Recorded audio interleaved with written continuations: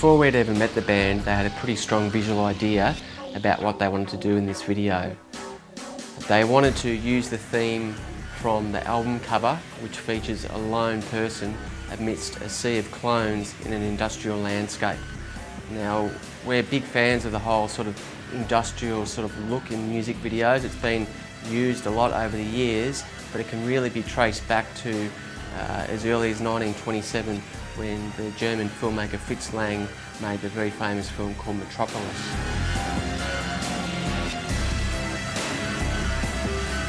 The band took this concept one step further by taking a stab at the record industry, almost insinuating that the way that bands and artists are packaged and marketed and sold today is almost like some sort of human slavery, like the images that we saw in the Fritz Lang Metropolis film.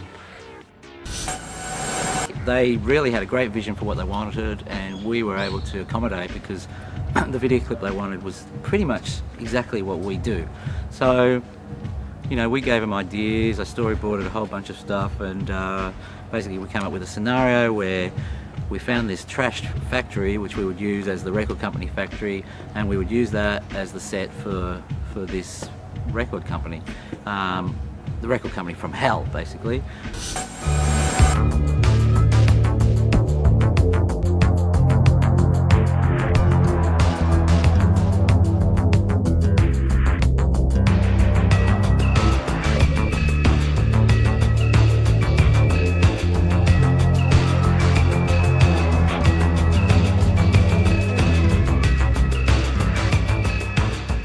In terms of co-directing, on the day I was more concerned with directing the band performance and making sure all the band performance was covered properly, and Remo was more in charge of directing all the extras and the actors concerned with the narrative.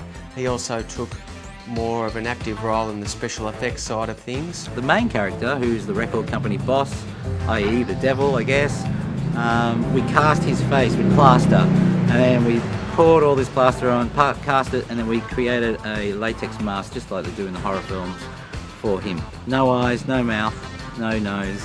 So he was blind on set the whole time and had to get led around by an assistant. That was a pretty funny scenario.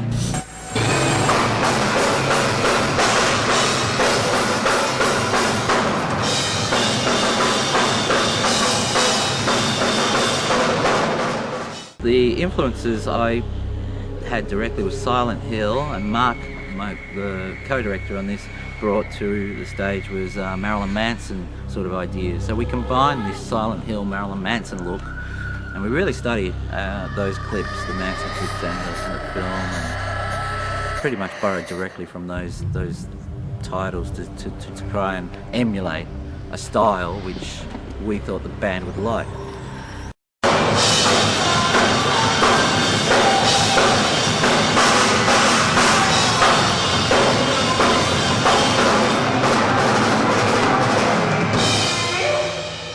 Band were fantastic to work with.